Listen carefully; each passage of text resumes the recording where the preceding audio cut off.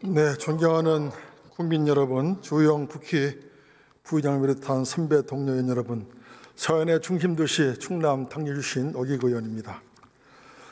윤석열 정부 2년 8개월 동안 모든 것이 무너져 내리고 있습니다. 대통령 한 사람의 자폭행위로 민주주의와 국민경제가 망가지고 있습니다. 오늘 저는 매우 무거운 마음으로 경제 분야 대정부질문을 시작하고자 합니다. 권한대행님 나와주시기 바랍니다.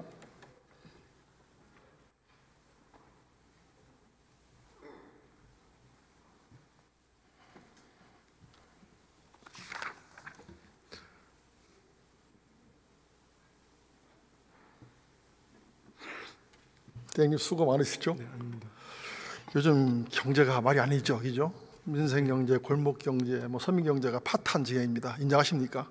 네, 송구스럽게 생각하고 있습니다. 네, 이 경제 난국을 지금 극복하기 위해서는 저는 빨리 이 윤석열을 탄핵하고 내란적을 정리해야 경제가 안정된다. 곧 그래서 탄핵이 곧 경제다라고 생각하는데 어떻게 생각하십니까?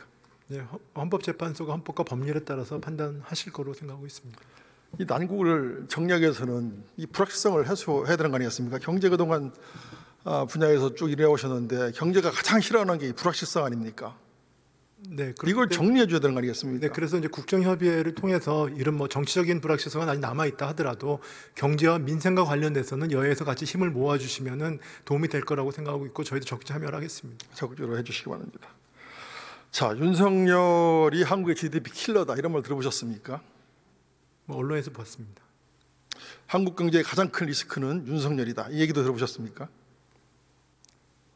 글쎄 그거는 제가 하여튼 비슷한 표현은 들어봤습니다만 정확히 그 표현은 아니었습니다. 한국의 자유민주주의와 시장경제를 파괴한 자가 윤석열이다. 이 얘기도 들어보셨습니까? 동의하십니까? 동의하면 몇 % 동의하십니까? 제가 지금 그 부분에 대해서 언급하기는 어렵다고 생각합니다. 네. 지금 12.3 비상계엄 때 이 총으로 무장한 군인들이 국회를 난입한 거 알고 계시잖아요? 네. 이 부분이 CNN 등 주요 유신을 통해서 전 세계에 방송된 것도 알고 계시죠? 네, 알고 있습니다. 이게 바로 이 계엄을 통해서 윤석열 정부는 우리나라는 매우 위험한 국가다. 우리나라에 투자하는 것은 매우 위험하다. 투자하지 마십시오라고 세계 만방에 공포했다라고 말하고 싶은데 동의하십니까? 일단 많은 분들이 놀랐지만 그래도 국회에서 빨리 의결을 해주셔가지고 이 부분들이 헌법과 헌법 절차에서 빨리 제가 그 부분들이 안정화됐다는 거에 대해서 높이 평가를 하고 있습니다. 그러니까 어마어마한 일을 지금 저지르고 있는 거예요. 이거 빨리 정리해주고 불확실성을 제거해야 경제가 안정된다. 총리 대행은 경제 전문가 아닙니까? 이 부분을 유념하고 경제정책에 올인해 주시기 바랍니다. 올해 정부 기재부가 우리나라 경제 성장률을 몇 %로 예상하십니까? 올해 1.8%로 예상을 하고 있습니다. KDI 몇 %로 전망하는 거 아십니까 혹시? 1.6 정도로 제가. 한국은행이 1.6에서 7로 제가 알고 있습니다. 그렇습니다. 네. 주요 외국 해외 이 전망 기구들도 거의 우리나라 경제를 1%대 성장할 것이다라고 예상하고 있습니다. 맞습니까? 비관적으로 보는데 1.5 정도에서 2.0 사이로 알고 있습니다. 네. 이게 올해만 그런 게 아니라 내년도 내후년도 한국은 이 1%대 저성장 늪에서 빠져나오지 못할 것이다 라고 전망하고 있는 것도 알고 계십니까? 네, 근데 의원님 말씀 중에 그렇습니다만 성장률이 1.5냐 2%가 중요한 것이 아니고요. 사실은 1.5% 성장률이라는 게 물론 높은 성장률은 아닙니다만 그 부분이 우리를 위기라고 얘기할 수는 없는 것입니다. 다만 우리의 어떤 성장 잠재력이 계속 되살아날 수 있느냐 이런 부분들의 문제가 있기 때문에 그 성장률 자체는 1.5나 2.0이 중요한 것이 아니고 이 부분들의 성장 잠재력을 높일 수 있는 노력을 하는 것이 중요하다고 생각하고 있고요.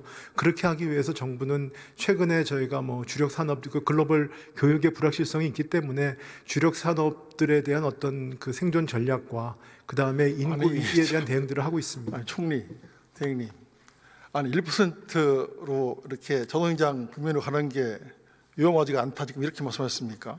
그게 아니고요. 지금 1%의 성장이 되면 지속되면 정부가 할 수 있는 일이 그렇게 툴이 많지 제 않습니다. 얘기는요. 잠재 성장률이 한 2% 수준인데 저희가 1.5, 2.0이 중요한 게 아니고 잠재 성장률 그게 중요하죠. 아니요. 제 얘기는 잠재 성장률을 높이는 게 중요하다 이런 말씀. 그러니까 잠재 성장률이고 성장률이지 않습니까? 그게 지금 1% 그것도 내년뿐만이 아니라 내후년도 계속 갈 것이다라고 전망들을 하고 있는데 그거 중요하지 않다. 지금 이렇게 지금 생각하고 계신 거예요? 아닙니다. 제 얘기는 뭐 비슷한 말씀인데요. 하여튼 성장 능력을 높여야 된다 이런 말씀을 드리는 겁니다. 네. 우리가 이렇게 1%대에서 1년, 2년, 3년 동안 이렇게 길게 1% 저성장 국면으로 간 적이 있습니까? 그동안 우리 정부가? 제가 없습니다. 그렇기 때문에 위험하다는 겁니다. 그래서 많은 경제학자들이 대한민국의 경제 성장 엔진이 지금 꺼지고 있다.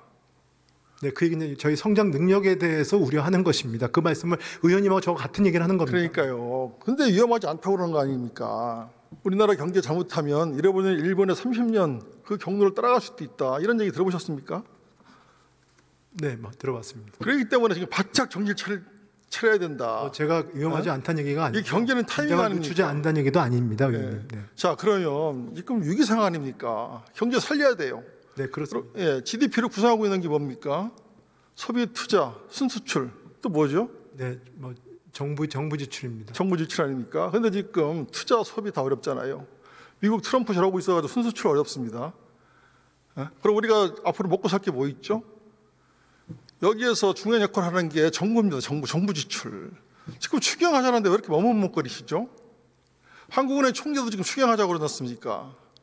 나 지금 15조, 20조 정도 해야 된다. 가는 건 빠르면 좋다. 한국은행 총재도 그런 거 하는 거 아니겠습니까? 왜 근데 정부만 이걸 위적위적대고 있는 거죠? 뭐 추경에 대해나 정부 지출에 대해서 뭐 의원님과 말씀 나누려면 제가 드릴 말씀은 있습니다만 지금 추경과 관련돼서는 지금 여야 대표께서 다 추경의 필요성을 말씀하셨기 때문에 국정협의에서 논의하자고 제가 말씀을 하는 드렸고요. 경제학자들도 그래서 그 마찬가지입니다. 부분에 대해서 논의를 할 예정입니다. 네. 그러니까요. 그걸 적극적으로 좀 정부가 나서야 됩니다. 네, 하여튼 국정협의회를 통해 가지고 제가 논의를 하겠습니다. 네, 경제는 타이밍입니다. 이거 잘못하면 큰일 납니다. 이 경제 불꽃, 불씨를 정부가 살려야 된다 이렇게 생각합니다. 지금 뭐 위신에서 그런 얘기를 한 적이 있지 않습니까? 이번 계엄으로 인한 비용을 우리 5,100만이 두고두고 할부로 갚아야 된다. 이거 더 계속해서 저성장 국면으로 가면 우리들 국민도 계속 늘어날 거 아니겠습니까? 그래서 정부가 이 무너져내는 경제를 살리기 위해서 우리 대한께서 최대한 노력을 해야 된다 이렇게 강조를 하고 싶은 겁니다. 네, 그렇게 해서 한 말씀 올리면은 저희가 이제 정책 불확실성이 확대돼 가지고 경제 부작용이 부정적 영향이 있던 건 분명히 맞습니다. 그렇지만 지금 저희가 경제가 어려운 거는 그동안 고금리 고물가 때문에 그런 것들이 짓눌려서 민생이 어려운 부분이 있고요. 그다음에 우리 주력 업종이라든지 인구 구조에 따라서 성장 잠재력이 훼손된 부분도 있습니다. 그런 구조적인 요인까지 있기 때문에 그걸 같이 취해 나가는 것이 맞다고 생각합니다. 그런 것들이 그 문제 의식 때문에 저희가 추경을 하더라도 추경의 어떤 내용, 사업 이런 것들이 거기에 따라서 어떻게 적정한지에 대한 논의가 필요하다고 생각하고 그러니까 있습니다. 그런 거를 포함해서 잘 세부적으로 잘 판단해서 추경을 가능한 빨리 시행해라 이 얘기입니다. 네, 하여튼 열심히 논의에 임하겠습니다. 자, 트럼프 지금 폭풍이 몰아치고 있습니다. 관세 폭탄에 대한 대응 준비 잘 하고 있습니까? 네, 지금 일단은 트럼프 정부에서 한꺼번에 통상 정책을 발표하지 않고 하나씩 내고 있습니다. 그래서 그런 것 때문에 저희가 한 건 한 건 대응하는 건 그렇습니다만 지금 비록 대행 체제지만 저희가 장관급 그다음에 고위 실무급으로 지금 논의를 하고 있습니다. 지금 그 다른 나라들은 미국에 협상단도 보내고 지금 물밑적으로 시행한다고 그러는데 우리는 좀 뭐 미국의 그런 파견이나 이런 거 한 적이 있어요? 저희도 지금 뭐 일단은 당장 아까도 말씀 통상 차관하고 갈 거고요. 그런 부분도 협의를 하고 있습니다. 네.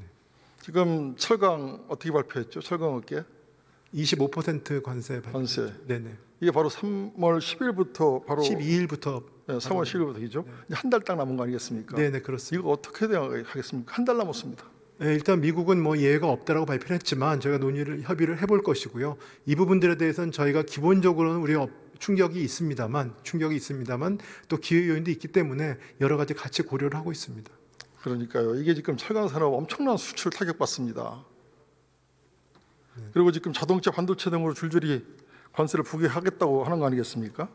네, 그쪽으로도 뭐 지금 그 관세가 확대될 가능성도 있기 때문에 제가 여러 가지 시나리오를 갖고 제가 준비를 하고 있고 또 물밑에서 또 실무적인 접촉도 하고 있습니다. 네, 시간이 없습니다. 지금 비상시국. 네, 뭐 저희도 이 부분이 시간이 있다고 저희가 그렇게 준비하고 있는 건 아니고요. 다만 말씀드린 것처럼 미국이 통상 정책을 하나씩 내고 있고 또 이런 것들이 그 전체적인 큰 윤곽 이게 드러나기 전까지는 하나하나 대응하는 것보다는 그 부분에 대해서 저희가 면밀히 주시하고 또 이거 미국의 인풋도 넣어가면서 그렇게 대응하는 것이 결국 국익에 도움이 된다고 생각하고 있습니다. 그래도 우리가 시나리오별로 철저하게 분석을 하고 있어야 됩니다. 네, 지금 케이스 바이 케이스로 하지 말고 네. 이 트럼프 정부의 공약도 분석하고 우리가 지금 대미 수출하는 것이 목록에다 나와 있는 거 아니겠습니까?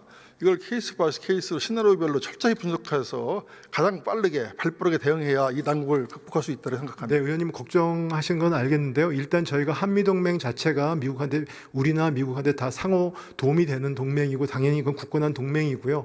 그 다음에 우리가 미국에 대해서 또 줄 것도 가지고 있습니다. 뭐 조선업이라든지. 그러니까요. 그 다음에 또 우리 많은 기업들이 투자를 하고 있기 때문에 지금 일본이 뭐 미국의 누적 투자는 1위지만 최근 2년 동안의 소위 신규 투자는 대한민국이 1위입니다. 그렇기 때문에 가스 수입도 우리가 일본보다 많습니다. 그러니까 우리가 미국하고의 협상에서 우리가 가지고 있는 것이 있기 때문에 충분히 협의가 가능하다고 생각합니다. 그러니까요. 지금 그 대미 투자, 미국 일자리 창출 기여도 1위가 대한민국 맞죠? 네네. 최근에 들어서는 그렇습니다. 네. 그럼 저 트럼프가 바이든 때도 이만큼 했는데 나는 바이든보다 더 많이 투자해야 되는 거 아니냐 이렇게 하면 어떻게 할 것입니까? 뭐 그런 부분들도 저희가 이제 다 준비를 하고 있습니다. 네. 그리고 지금 그 보조금 때문에 우리 기업들이 많이 미국에 들어가지 않습니까? 네네. 그런데 트럼프가 엊그저께 그런 말을 한 적이 있어요. 그냥 관세만 매기면 알아서 기업들이 다 들어오는데 보조금 줄 필요 없다. 이 보조금 보고 들어가는 우리 기업들 어떻게 할 겁니까?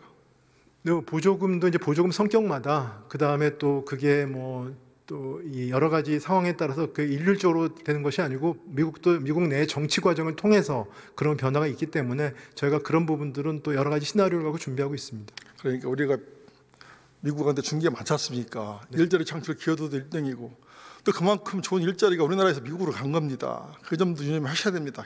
맞죠? 네, 그렇지만 뭐 우리 기업들도 수출을 통해 가지고 이득을 받기 때문에 그러니까 이런 상호 후회적인 거라고 생각합니다. 이런 호혜적인 것들을 잘 분석을 해서 트럼프 정부를 잘 설득하고 그래서 우리 기업들이 최소한 손해를 보지 않도록 정부가 적극적인 역할을 할 때다.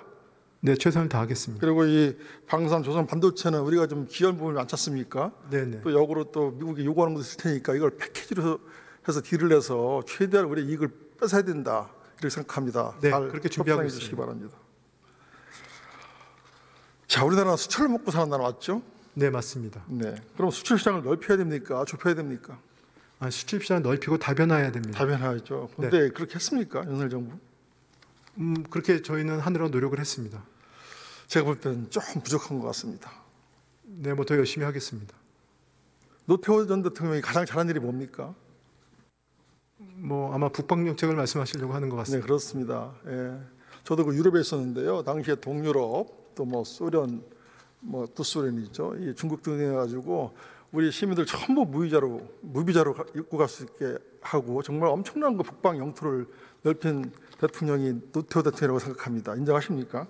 네, 인정합니다만 그런 취지로 보신다면 저 윤석열 정부 들어서서 지금 과거의 북방, 지금 말씀하신 북방이 있는 동유럽 나라들, 그 다음에 또 뭐 지금 중국과 말씀 같은 경우는 중국과의 교육 같은 경우에는 저희가 그 중국의 어떤 내수 부분, 그 다음에 미중 간의 전략 경쟁 때문에 일부 뭐 통계가 숫자가 좀 감소하거나 하는 건 일시적은 있었지만 중국과의 관계도 저희가 그 지난 정부보다 중국과의 관계에서의 어떤 한중 정상회담이라든지 중국과의 여러 가지 호혜적인 관계가 전혀 뒤지지 않다고 저는 생각하고 있습니다.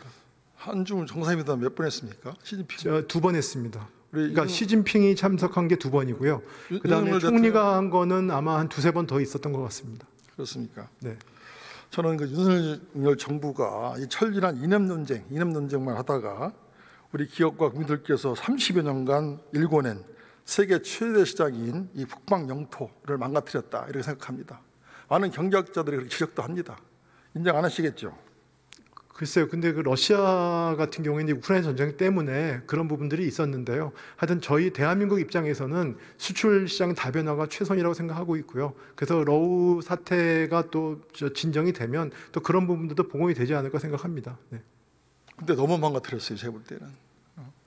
지금 그 윤석열 정부가 2020년도에 출범했잖아요. 네네. 저 통계를 보면 2023년 1년 후에 우리나라의 대중 수출이 한 20% 감소합니다. 갑자기 감소합니다.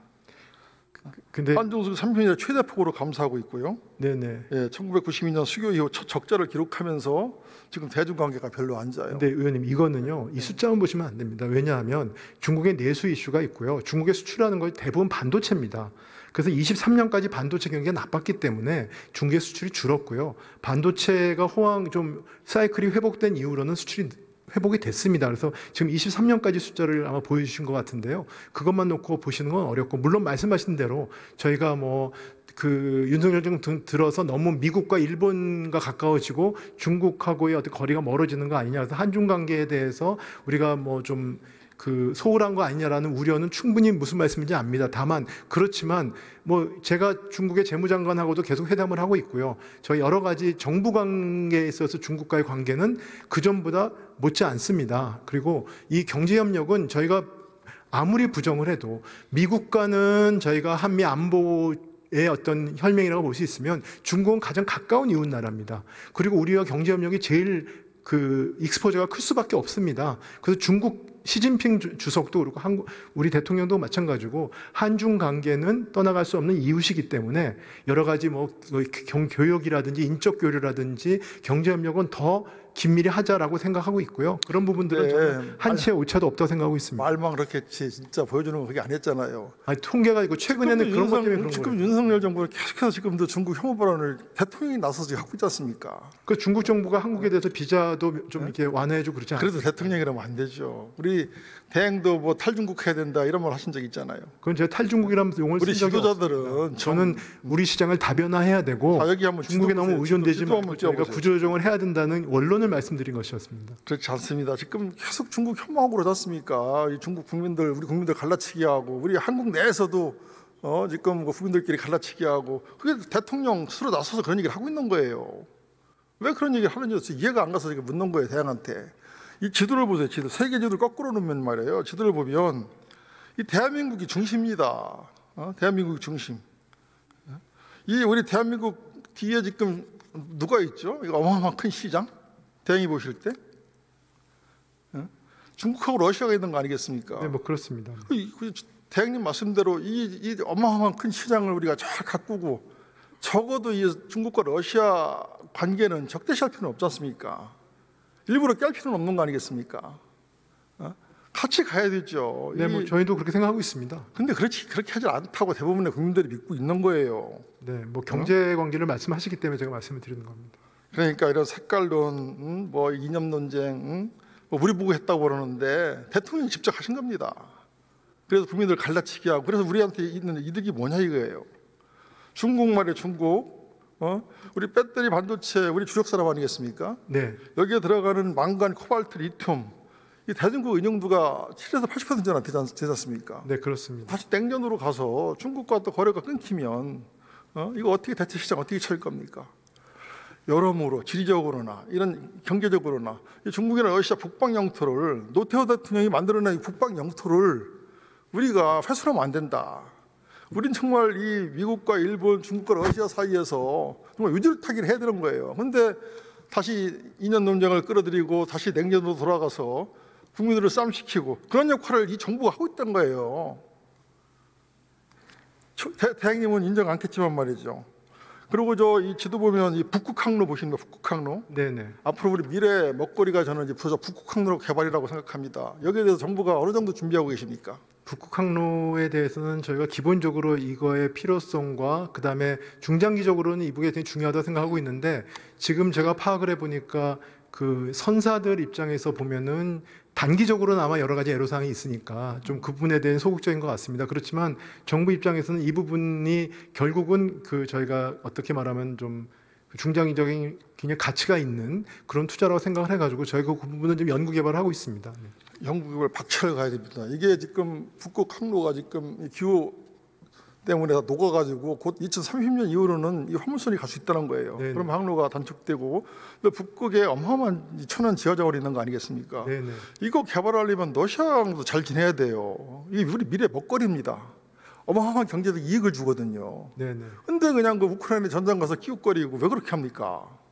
그래서 우리한테는 이득이 뭡니까? 러시아하고 적대 관계를 맺어가지고. 저는 뭐 잘한 것도 많이 있죠. 그러나 저기 총리 대행님 잘 아시지 않습니까? 투자의 기본 원칙이 뭡니까? 포트폴리오 투자 아닙니까? 네네. 결안을 미국, 일본, 중국, 러시아에 같이 놔야지. 이걸 한 바구니에 다 갖고 가다가 넘어지면 어떻게 됩니까? 네, 뭐 전적으로 의원님의 그 기본적인 철학에는 동의합니다. 네. 네.